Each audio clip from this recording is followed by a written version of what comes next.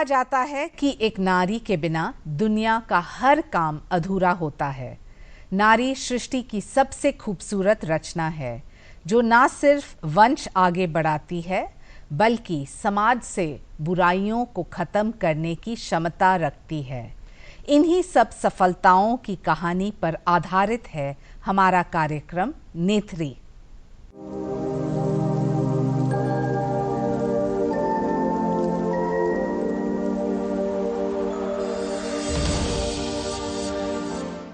नमस्कार, स्वागत है आप सबका हमारे विशेष कार्यक्रम नेत्री में, महिला सांसद और उनकी कहानियां।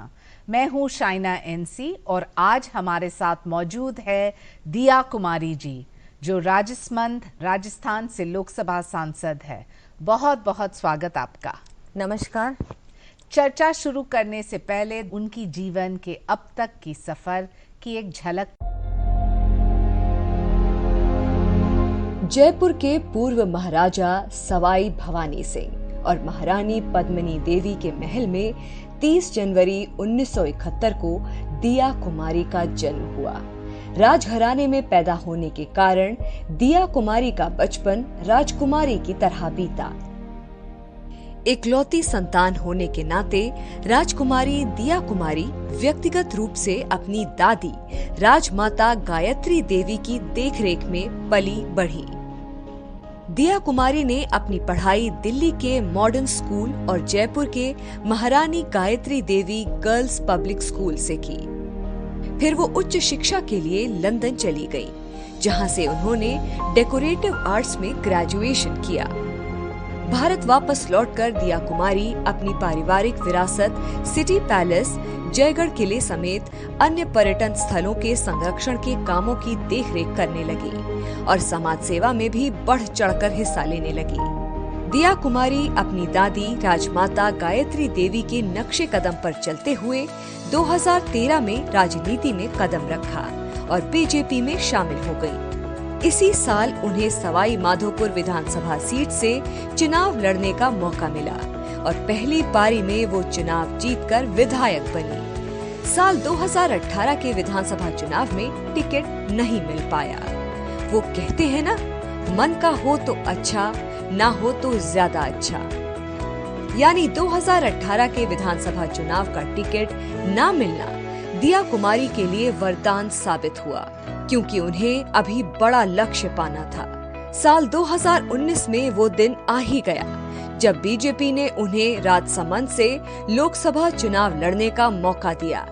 चुनाव में दिया कुमारी ने शानदार जीत दर्ज की और संसद में कदम रखा।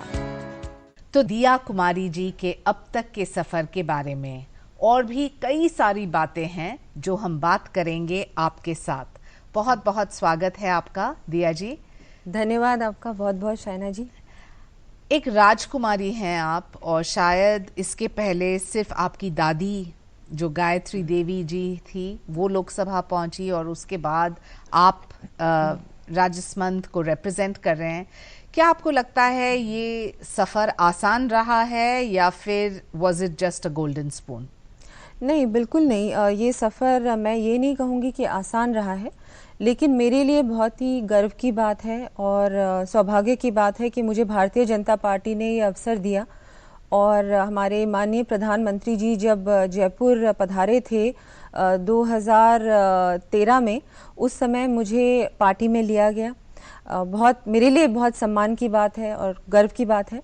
उससे पहले मैं बिल्कुल भी राजनीति में नहीं थी, लेकिन सोशल वर्क से जुड़ी हुई थी। मैं 2 स्कूल्स भी चला रही हूँ जयपुर में। उसके अलावा भी बहुत सारे एनजीओ से मैं जुड़ी हुई थी। मेरा खुद का भी एनजीओ है जो हम लोग महिला सशक्तिकरण पे काम करते हैं। और मुझे लगता है कि इसी दौरान उससे पहले कोई ऐसी बात भी नहीं थी कि पॉलिटिक्स में आना है या कुछ भी, लेकिन उस समय फिर ये चर्चा हुई कि राजनीति में भी मुझे आना चाहिए। मेरे परिवार में मैंने देखा है, मेरे पिताजी ने भी देश की सेवा की है, वो सेना में थे। मेरी दादी जी पॉलिटिक्स में भी थी और मेरे दादाजी भी उन्होंने भी बहुत महत्वपूर्ण भूमिका निभाई थी इंडिपेंडेंस, और जब हमारे सब स्टेट्स मर्ज हुए थे विथ इंडिपेंडेंट इंडिया, उस समय भी उन्होंने बहुत कुछ किया और बहुत बड़ा उनका कंट्रीब्यूशन रहा उस समय भी। बहुत सारे ऐसे जयपुर में भी बहुत सारी ऐसी संस्थाएं हैं जो उन्होंने शुरू की थी। तो जनता की सेवा करना और जनता के साथ रहना ये मैंने बचपन से देखा था। लेकिन आपके पिताजी इलेक्शन लड़े कांग्रेस से, फिर आप आई बीजेपी में। आपका पहला जो इलेक्शन था वो सवाई माधोपुर में था और वहां से एमएलए चुन के आई और फिर आप गए राजसमंद। तो कैसा रहा ये पूरा सफर? जी, तो पहले मैं एमएलए थी सवाई माधोपुर से। सवाई माधोपुर का मेरे परिवार से बहुत गहरा जुड़ाव है। जो सवाई माधोपुर की जो स्थापना हुई थी, जब सवाई माधोपुर बना था तब मेरे ही परिवार पूर्वजों ने स्थापना की थी सवाई माधोपुर की। तो इसीलिए शायद पार्टी ने मुझे वहां भेजा। सबसे पहला चुनाव जब मैं लड़ी थी एमएलए का, था? बिल्कुल आसान नहीं था, क्योंकि मेरे सामने जो चुनौती थी, एक तो बहुत सबसे पहली बात तो ये कि मैं पॉलिटिक्स में नहीं थी, राजनीति मेरे लिए बहुत एक नया क्षेत्र था। तो एक वो बात तो थी ही। फिर मैं जयपुर से नहीं लड़ रही थी और सवाई माधोपुर जो 2.5 घंटे दूर है जयपुर से, वहां से लड़ रही थी। और मेरे सामने किरोड़ी लाल जी मीना चुनाव लड़ रहे थे। वो बहुत बड़े नेता थे, राजस्थान के नेता हैं। तो बिल्कुल मेरे लिए एक चुनौती तो थी, लेकिन मैंने चुनौती कबूल की, स्वीकार की और बिल्कुल पॉजिटिव माइंडसेट से मैं इस चुनाव के अंदर बिल्कुल जुट गई। और बहुत मेरे उस समय तो मेरी पॉलिटिकल टीम भी नहीं थी, लेकिन वो सब कुछ धीरे धीरे सब कुछ जुड़ गया एक साथ और बहुत अच्छा पूरा माहौल बना और वातावरण आपके पक्ष में था। बहुत ही अच्छा था। और उस समय मोदी जी की बहुत अच्छी लहर थी। उस समय सब चाह रहे थे कि मोदी जी प्रधानमंत्री बने और ये एमएलए चुनाव था विधानसभा का, जो लोकसभा चुनाव से कुछ ही महीने पहले था। तो बिल्कुल इस वजह से मेरी बहुत अच्छी जीत हुई। एक राजकुमारी तपती गर्मी में प्रचार कर रही है और चर्चा ये हो रहा है क्या वो हमारे लिए काम करेगी या फिर एक फोटो अपॉर्चुनिटी जहां आप किसी के साथ खाना खा रहे हैं, रोटी बेल रहे हैं। आपको इस नजरिया से भी देखा गया, तो आपको क्या कहना है इसके ऊपर? नहीं, मुझे नहीं लगता कि ऐसा था। इससे पहले मैं एमएलए थी तो लोगों ने देखा था कि रात दिन मैं काम कर रही हूँ, चाहे धूप हो, चाहे सर्दी हो, बारिश हो, कुछ भी हो। एक बार अगर आप अपने आप ठान लेते हो कि नहीं, मुझे जनता की सेवा करनी है और ये मेरी रिस्पॉन्सिबिलिटी है, मेरी जिम्मेदारी है, तो वो आपका एक परिवार ही होता है। और परिवार में कई बार आप किसी को मिलने जाते हो, जब प्रचार भी करते हो, तब महिला रोटी बना रही है तो उसके साथ बैठ के रोटी बनाने में बहुत अलग ही मजा है। तो वो मैं सोचती हूँ कि वैसे ही हुआ, वो नेचुरल था, ऐसा कुछ भी नहीं था। और बिल्कुल जब तक आप जनता के साथ घुल मिल नहीं जाते, उनकी बात नहीं सुनते, तब तक आपको कोई गंभीरता से भी नहीं लेता। और मुझे लगता है बहुत आवश्यक है कि हम उनके साथ मिलके उनकी परेशानी सुने। जब हम लोगों के साथ बैठेंगे नहीं, उनकी बात नहीं सुनेंगे, तो आप सिर्फ जाके स्पीच दे के वापस आ जाए, मुझे लगता है वो काफी नहीं है। जनता बहुत, आजकल जनता की अपेक्षा भी बहुत है और आपको अपेक्षा पे खरा भी उतरना है और वो बहुत बड़ी जिम्मेदारी है और मैं अपनी तरफ से पूरी कोशिश करती हूँ कि जिम्मेदारी निभाऊं। बहुत अच्छा आपने कहा, लेकिन आपको लगता है कि महिला ज्यादा संवेदनशील है इसलिए उनका जो कनेक्ट है वो घर परिवार से होता है, या आपको लगता है कि ये वोटर्स जो है सोच समझ के अपना निर्णय लेते हैं और सिर्फ क्योंकि एक महिला है या एक पुरुष है उसके आधार पे नहीं? नहीं, देखिए, वोटर्स सोच समझ के निर्णय लेते हैं। वो ये भी देखते हैं कि आप कौन सी पार्टी को रिप्रेजेंट करते हैं। और हमारे प्रधानमंत्री जी का तो मैं सोचती हूँ पूरे देश में जिस तरह से सभी लोग उनको चाहते हैं कि वो हमारी लीडरशिप करें, देश की नेतृत्व करें, तो एक बहुत बड़ी वजह वो है कि आप बहुत इजीली एक्सेप्टेबल होते हैं। तो मेरे लिए बहुत बड़ी बात है कि मैं भारतीय जनता पार्टी की सदस्य हूं और वहीं से मैंने चुनाव लड़ा। पार्टी ने मुझे मौका दिया और मैंने चुनाव लड़ा। जी, लेकिन महिला होने का मैं तो सोचती हूँ एक बिल्कुल फायदा है, क्योंकि आप घर के अंदर घुस के महिला के साथ कनेक्ट हो जाती हैं। कई बार जो पुरुष रिप्रेजेंटेटिव्स होते हैं, महिला उन तक नहीं पहुंच पाती क्योंकि उनके अंदर झिझक होती है। लेकिन अगर महिला रिप्रेजेंटेटिव है, एमएलए है या एमपी है, तो कोई भी महिला उनसे डायरेक्टली बात कर सकती है, उनको अप्रोच कर सकती है। ये बहुत बड़ी मैं सोचती हूँ कि एक प्लस पॉइंट है, पॉजिटिव चीज है जो महिला रिप्रेजेंटेटिव्स के पक्ष में है ये बात। जी, दिया जी, जब आप आए पार्लियामेंट और आपको मौका मिला कि आप आपकी आवाज़ बुलंद कर सकें आपके कंस्टिट्यूएंट्स के लिए, तो कौन से ऐसे मुद्दे थे जो आपने उजागर किए? जी बिल्कुल, मैंने सबसे पहले तो हमारे जो रेलवे का मुद्दा है, क्योंकि अभी भी हमारे मीटर गेज है जिसको ब्रॉड गेज में कन्वर्जन के लिए बहुत समय से ये मांग चल रही है, वहाँ के लोगों की बिल्कुल ही जो ये डिमांड है ये बहुत लंबित है। तो वो सबसे पहले मैंने पार्लियामेंट में ये मुद्दा उठाया। उसके बाद एक फॉलेन हमारी एक सड़क है जो उसका भी 6 साल से पेंडिंग चल रहा है, फॉलेनिंग का काम, वो भी मैंने उठाया। लेकिन मैं बहुत ही आभारी हूँ दोनों ही मंत्रियों की कि उन्होंने मेरी बात को बहुत सीरियसली लिया, गंभीरता से लिया, और जो फॉलेनिंग का काम है उसको सैंक्शन भी कर दिया, और जो रेलवे का काम है उस पर भी चर्चा चल रही है और मुझे पूरी उम्मीद है कि वो भी बहुत जल्दी सफलता प्राप्त हुई। बिल्कुल, अभी तक तो बिल्कुल सफलता ही। आपके जो महिला कंस्टिट्यूएंट्स हैं उनके लिए कौन से ऐसे योजनाएं हैं जो आपको लगता है कि केंद्र सरकार से प्राप्ति भी हुई है, और कौन से ऐसे योजना हैं जो आप खुद स्वयं करना चाहते हैं आपके वोटर्स के लिए? जी, हमारे वहाँ पर उज्ज्वला योजना बहुत अच्छी तरह से लागू हुई है और बहुत सारी महिलाओं को जो गैस कनेक्शन मिले हैं, और अभी 1 करोड़ और गैस कनेक्शन मिलने वाले हैं। अब इस बजट में घोषणा भी हुई है, केंद्र सरकार ने घोषणा की है, तो इसमें भी मैं ज़्यादा से ज़्यादा महिलाओं को जोड़ना चाहूँगी। हमारे वहाँ जल जीवन मिशन में भी बहुत सारे गांवों को लाभ मिला है, बहुत सारे गांव इस जो जल जीवन मिशन की योजना है उससे जुड़े हैं, और आगे मैं चाहूँगी बहुत सारी और जो पंचायतें छूट गई हैं वो भी जुड़े। हमारे क्षेत्र में डिजी गांव योजना, जिसमें हर पंचायत में VLE बनाए गए हैं जो केंद्र सरकार की सभी योजनाओं से जनता को जोड़ेंगे।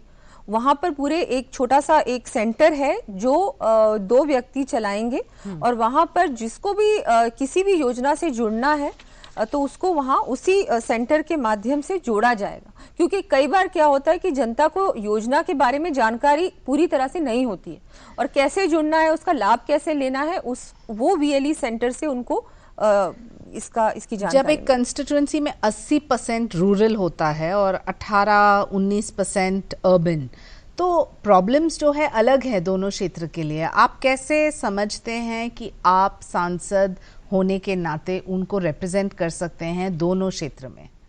देखिए, मैं पहले सवाई माधोपुर से विधायक थी, वहां भी यही स्थिति थी, वहां भी रूरल और अर्बन था। लेकिन मेरे लिए तो एक समान ही होता है। रूरल एरिया की अलग प्रॉब्लम्स होती हैं, अर्बन की अलग होती हैं, और उनको दोनों को आपको एड्रेस करना होता है। तो बिल्कुल मैं करती हूँ। जो चीज़ें स्टेट गवर्नमेंट के तक पहुँचानी होती है वहाँ भी हम लोग हमारी आवाज़ बहुत सीरियसली और बहुत बुलंद तरीके से हम लोग वहाँ उठाते हैं। ये अलग बात है कि हमारे राजस्थान में कांग्रेस की सरकार है जो किसी की सुनती ही नहीं है, लेकिन हम लोग अपनी आवाज़ उठाते हैं, समय समय पर मुख्यमंत्री जी को पत्र भी लिखते हैं और मीडिया के माध्यम से भी हमारी बात को पहुंचाते हैं। केंद्र सरकार में भी मैं अपनी बात को बिल्कुल बहुत ही मजबूती से रखती हूँ, पार्लियामेंट में भी और मंत्रियों के माध्यम से भी। दिया जी, आपके बच्चे के बारे में बताइए कि as a mother, as a philanthropist, as a parliamentarian कितना कठिन होता है बहुत सारे रोल्स को निभाना? जी बिल्कुल कठिन तो होता है, लेकिन इसमें आपको बैलेंस करना होता है, समय देना होता है सभी चीज़ों को। मैं अपनी फैमिली को भी समय देती हूँ और काम को भी, क्योंकि पॉलिटिशियन होने के अलावा मैं बहुत कुछ और भी संभालती हूँ जो हमारी फैमिली की जिम्मेदारियाँ हैं। म्यूजियम्स हैं, होटल्स हैं, स्कूल्स हैं जो मैं चलाती हूँ, एक NGO भी चलाती हूँ। सभी चीज़ों को मैं टाइम देने की पूरी कोशिश करती हूँ। कई बार जो चीज़ें हैं, जैसे फैमिली कई बार निगलेक्ट होती है, इतना ध्यान नहीं दे पाते हो आप, लेकिन मैं अपनी तरफ से पूरी कोशिश करती हूँ सभी चीज़ों को प्रायोरिटी दूं और बैलेंस करके चलूं। अपनी तरफ से पूरा प्रयास तो। और समर्थन है पूरे परिवार का? जी पूरी तरह से। मेरी माता जी बहुत इसमें मेरा साथ देती हैं, फैमिली को, बच्चों को वो हमेशा वो रहती हैं साथ में, वो देखती रहती हैं। अगर कोई भी ऐसी बात होती है तो वो मुझे बताती है। लेकिन बहुत बड़ा सपोर्ट सिस्टम है, परिवार पूरी तरह से मेरा बहुत सपोर्टिव है, बच्चे भी बहुत सपोर्टिव भी हैं और समझदार भी हैं। आप बेटी बचाओ के ब्रांड एम्बेसडर थी, क्या आपको कहीं ना कहीं लगता है कि जब आप बलात्कार देखते हैं या स्त्री भ्रूण हत्या कि बेटे को पढ़ाओ, बेटे को समझाओ, बेटे को सिखाओ, इसकी भी आवश्यकता है? बिल्कुल, मानसिकता धीरे धीरे बदल रही है। मैं बेटी बचाओ बेटी पढ़ाओ की ब्रांड एम्बेसडर थी पिछली सरकार में, जब राजस्थान में हमारी भारतीय जनता पार्टी की सरकार थी। उस समय हम लोगों ने बहुत काम किया हर स्तर पे, और कन्या भ्रूण हत्या बहुत बड़ी समस्या है राजस्थान के लिए, लेकिन उस समय हम लोगों ने बहुत कुछ किया। बहुत सारे हमने प्रयोग किए जिससे कि इस चीज़ को कैसे कम किया जाए, लोगों की मानसिकता कैसे बदले। और झुंझुनू में एक बहुत बड़ा कार्यक्रम भी हुआ था जिसमें करीबन 2.5 लाख लोग आए थे। एक रिकॉर्ड ब्रेकिंग कार्यक्रम हुआ था, उसमें भी हम लोगों ने बहुत प्रचार प्रसार किया क्योंकि वहां पर बहुत कन्या भ्रूण हत्या की समस्या उस डिस्ट्रिक्ट में थी। और राजस्थान में हर स्तर पे हम लोगों ने अच्छा काम किया। बेटी की जब कहीं भी बेटी का जन्म होता है उसको हमने एक सेलिब्रेशन की तरह मनाया, ताकि परिवार को ये लगे कि नहीं, बेटा और बेटी में कोई अंतर नहीं है। और उसके बाद भी बहुत सारे, जब तक कि बेटी 18 साल की नहीं हो जाती तब तक उसको समय समय पर उसका डायरेक्टली उसके बैंक में पैसा जमा करवाना, ताकि उसकी शिक्षा में कोई कमी नहीं रहे, उसकी एजुकेशन पूरी हो जाए। और ये बहुत सारे प्रयोग हुए जब हमारी सरकार थी राजस्थान में। जो सीसीटीवी कैमरास की भी एक पूरा प्रदेश में योजना बनी थी, जिसमें हर जगह पे जहां भी ऐसा लग रहा था कि सिक्योरिटी रिस्क है वहां सीसीटीवी कैमरास भी अलॉट हुए थे। लेकिन इसके बाद जो अभी कांग्रेस की सरकार राजस्थान में है, ये इसमें बिल्कुल भी ध्यान नहीं दे रही है। बहुत दुर्भाग्यपूर्वक है कि राजस्थान अब 2 नंबर की पोजीशन में है क्राइम में, और महिलाओं के प्रति जिस तरह से अत्याचार हो रहा है हमारे प्रदेश में, ये बहुत ही दुख की बात है, बहुत ही शर्म की बात है कि बहुत ज्यादा बढ़ गया है क्राइम राजस्थान में महिलाओं के प्रति। क्राइम एक चीज है और चाइल्ड सेक्स रेशियो दूसरा। वहां एक तरफ आप बलात्कार देखते हैं, असंवेदनशील बयानबाजी।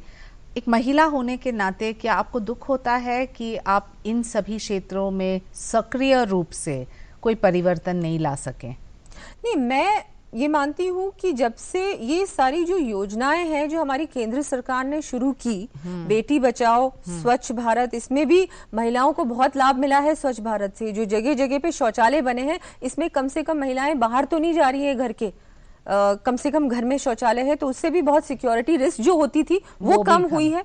बेटी बचाओ में स्वास्थ्य के साथ उसमें भी उज्ज्वला योजना में भी जो चूल्हे में जो फूक के ये महिलाएं अपना खाना बनाती थी, अब उनको गैस सिलेंडर मिले हैं, उससे भी बहुत फायदा हुआ है महिलाओं का। डायरेक्टली भी महिलाओं के खाते में पैसा जो जमा हुआ है, ये भी बहुत बड़ा एक बेनिफिट मिला है महिलाओं को। महिलाओं को जो मुखिया का जो दर्जा देना है, जो हमारे प्रधानमंत्री पूरा प्रयास कर रहे हैं कि हमारी महिला ही घर की मुखिया बने और उसको घर में रिस्पेक्ट मिले, और फाइनेंशियली उसको कैसे ज्यादा स्वतंत्रता दिया जाए और आत्मनिर्भर बनाया जाए, जो बहुत बड़ा अभियान है हमारी केंद्र सरकार का। ये सब, इन सब चीजों पे काम हो रहा है, लेकिन मानसिकता ओवरनाइट तो बदल नहीं सकती, इसमें समय लगेगा। और लेकिन हम लोग सही दिशा में जा रहे हैं और धीरे धीरे चीजें बदलेंगी। नेक्स्ट जेनरेशन को इसका बहुत फायदा मिलेगा। मैं आपको ज़रूर पूछना चाहती हूँ दिया जी कि जब आप राजनीति या आपके कंस्टिट्यूंसी में नहीं हो, आपके फिलैंथ्रोफी एनजीओज के लिए काम नहीं कर रहे हैं, या म्यूजियम्स में नहीं, या बच्चों परिवार के साथ नहीं, तो आप करती क्या है? आपके हॉबीज़ क्या है? क्योंकि ज़्यादातर देखें तो राजघराने की बात करें तो पोलो और ऐसे हॉबीज रहते हैं, लेकिन आपके हॉबीज क्या है? जी बिल्कुल, मेरा परिवार पोलो से बहुत एसोसिएटेड है। मेरे ग्रैंडफादर जो थे, दादाजी जो थे, उन्होंने पहला वर्ल्ड कप जीता है। क्या आपको लगता है ये एक अमीरों का स्पॉट है? बिल्कुल नहीं, ये एक हेरिटेज स्पॉट है और इसको प्रमोट करना चाहिए। इससे टूरिज्म भी बहुत आगे बढ़ता है। हमारे राजस्थान में देखिए आप, बहुत सारे लोग आते हैं, बाहर से टीमें आती हैं पोलो देखने के लिए और उसमें पार्टिसिपेट करने के लिए, तो इसको भी हमको बहुत गंभीरता से लेना चाहिए। ये एक अमीरों का स्पॉट नहीं है, आर्मी भी इसमें बहुत पार्टिसिपेट करती है। और मेरा बेटा भी अब पोलो में बहुत कुछ कर रहा है उसको आगे बढ़ाने के लिए। लेकिन आपके हॉबीज क्या है? मेरे हॉबीज के लिए ज्यादा समय मुझे नहीं मिलता आजकल, लेकिन क्योंकि बिल्कुल, लेकिन मुझे म्यूजिक का शौक है, मुझे पेंटिंग का शौक था बहुत, रीडिंग का भी था, ट्रैवलिंग मुझे बहुत पसंद है, लेकिन इन सब चीज़ों का आजकल समय ही नहीं मिलता क्योंकि दूसरी सब चीज़ें इतनी ज़्यादा उसमें समय चला जाता है कि पर्सनल इंटरेस्ट के लिए, हॉबीज़ के लिए समय ज़्यादा नहीं बचता। एक राजकुमारी होने के नाते क्या आपको लगता है कि स्कूल कॉलेज में आपको एक तरफ से देखा गया कि ये तो राजकुमारी है, इनसे बात ना कीजिए, या इनको एंटाइटलमेंट है, या आपको लगता है कि सादगी की ज़िंदगी थी बचपन में? देखिए, मैं क्योंकि आर्मी बैकग्राउंड से भी, क्योंकि मेरे पिताजी दिल्ली में पोस्टेड थे उस समय, तो मेरी स्कूलिंग दिल्ली से हुई है, तो वो वहां पर मुझे ऐसा कुछ भी भेदभाव नहीं दिखा कि कोई एंटाइटलमेंट नहीं था, बिल्कुल भी नहीं। और उसके बाद फिर मैंने आगे की शिक्षा लंदन में की, तो वहां भी ऐसा कुछ नहीं था। लेकिन हाँ, साधारण जीवन में नॉर्मली भी मुझे कई बार लगता है कि लोग सोचते हैं कि ये प्रिविलेज्ड है क्योंकि इसको ये सब कुछ विरासत में मिला है, इसने मेहनत नहीं की, जो मुझे लगता है सही नहीं है। कई बार मुझे एक्स्ट्रा मेहनत करनी पड़ती है, ज्यादा मेहनत करनी पड़ती है अपने आप को प्रूव करने के लिए। जी, ये होता है, ये होता है, बिल्कुल होता है। आपके क्षेत्र में जो युवा, क्या आपको उनको कोई संदेश देना है? क्योंकि आज अम्बिशन इतना बड़ा है, सबकी महत्वाकांक्षा बड़ी है, लेकिन हर कोई दिया कुमारी जी नहीं होते हैं ना। जी नहीं, युवाओं को मैं ये कहना चाहूंगी कि अगर आप कोई भी एम्बिशन है या कोई भी ऐसा सपना है जो आप साकार करना चाहते हैं, आगे बढ़ना चाहते हैं, तो बिल्कुल बढ़े। हर प्रकार से आपको बहुत सारी ऐसी स्कीम्स भी हैं सरकार की जिसमें आपको बहुत सपोर्ट मिल सकता है, उन स्कीम से लाभ मिल सकता है। अपना जो भी बिजनेस शुरू करना चाहे डेफिनेटली करें। मेरी तरफ से कोई भी हेल्प की जरूरत हो, किसी भी प्रकार की सपोर्ट की जरूरत हो, तो मैं हमेशा आप लोगों के लिए उपलब्ध हूँ। वहाँ हमारे राजसमंद में बहुत सारी इंडस्ट्रीज हैं, वो बहुत बार हमारे लोकल जो युवा हैं उनको रोजगार नहीं देती हैं, तो मैं प्रयास करती हूँ कि वहां पर लोकल जो हमारे युवा हैं उनको सबसे पहले प्रायोरिटाइज करके उनको रोजगार मिले। तो वो मैं पूरे एफर्ट कर रही हूँ कि उनको मिले। और भी कुछ भी अगर हमारे वहाँ के युवा शुरू करना चाहे, किसी भी फील्ड में आगे बढ़ना चाहे, किसी भी क्षेत्र में अपना नाम आगे बढ़ाना चाहे स्पोर्ट्स की बात करें, पॉलिटिक्स की बात करें, या हमारे किसान जो हैं भाई हैं, वो भी अगर किसी प्रकार से कोई भी मुझसे अगर सहायता चाहे, सपोर्ट चाहे, मैं हमेशा उन लोगों के लिए हूँ। और आगे बढ़ना चाहिए, बहुत अच्छी बात है, एम्बिशन बहुत आवश्यक है। अगर हमारे अंदर एम्बिशन नहीं है या कोई ऐसा सपना नहीं है जो हम चाहते हैं कि पूरा हो, तो मैं सोचती हूँ फिर जीवन बहुत ही अधूरा होता है। जी। और अंत में मैं दिया कुमारी जी से जानना चाहती हूँ कि जो आप अगले 5 साल में आपके क्षेत्र के लिए 3 चीज करना चाहते हैं, आपके वोटर्स के लिए, आपके जो महिलाओं के लिए और युवाओं के लिए, तो वो क्या होगा? जी बिल्कुल। एक तो मैंने जैसे पहले कहा कि हमारी जो मीटर गेज रेलवे लाइन है वो उसको मैं बिल्कुल ब्रॉड गेज करना चाहूंगी। वो और कई नई रेलवे लाइंस भी हैं जो पुष्कर मेड़ता है, ये तो मावली मारवाड़ की मैं बात कर रही हूँ, पुष्कर मेड़ता है वो जोड़ना है, बर से बिलाड़ा जोड़ना है, भीलवाड़ा को भी नाथद्वारा से जोड़ना है। ये सब नई रेलवे लाइंस है। पूरा प्रयास मैं कर रही हूँ कि ये भी जल्द से जल्द शुरू हो जाए। टूरिज्म सर्किट को भी मैं बढ़ाना चाहूंगी राजसमंद में, क्योंकि महाराणा प्रताप का ये क्षेत्र है, वीरों की धरती है, यहाँ श्रीनाथ जी का मंदिर भी है, तो यहाँ बहुत सारे शरणार्थी आते हैं, टूरिस्ट आते हैं, लेकिन इसको कैसे जोड़ा जाए, क्योंकि सब लोग उदयपुर आते हैं लेकिन राजसमंद सब लोग नहीं पहुंच पाते। तो ये भी मैं चाहती हूँ, प्रयास कर रही हूँ कि ये भी किसी तरह से वहां भी बहुत ज्यादा से ज्यादा टूरिस्ट आए। महिलाओं के लिए मेरा जो एनजीओ है, हम लोग काम कर रहे हैं कि मैं छोटे छोटे सेंटर्स खोलूं, मेरी तरफ से पर्सनली भी बिल्कुल सेल्फ हेल्प ग्रुप मेरा चल रहा है, तो उसको भी हम लोग जोड़े ताकि वहां पर जो बहुत सारे ऐसे क्राफ्ट्स हैं जो हमारी महिलाएं करती हैं, छोटे छोटे ये हैंडीक्राफ्ट्स की ये जो चल रहे हैं, लेकिन उसको आगे तक कैसे बढ़ाया जाए, बड़े स्तर पर कैसे ले जाए। बिल्कुल। तो ये भी मैं चाहती हूँ युवाओं के लिए भी रोजगार के और माध्यम कैसे बने, हम लोग और क्या क्या कर सकते हैं जिससे कि वहां पर रोजगार बढ़े, ये भी पूरा प्रयास मैं करती हूँ। दिया कुमारी जी की कहानी आम महिलाओं के जीवन में आगे बढ़ने की प्रेरणा देती है। आज समाज में महिलाओं के प्रति सोच बदलने की जरूरत है, तभी हमारा देश और हमारा समाज सही मायने में शक्तिशाली और विकसित देश बन पाएगा। आज शो में बस इतना ही, फिर मिलेंगे किसी और महिला सांसद से और जानेंगे उनके जिंदगी के बारे में। मुझे अनुमति दे, नमस्कार।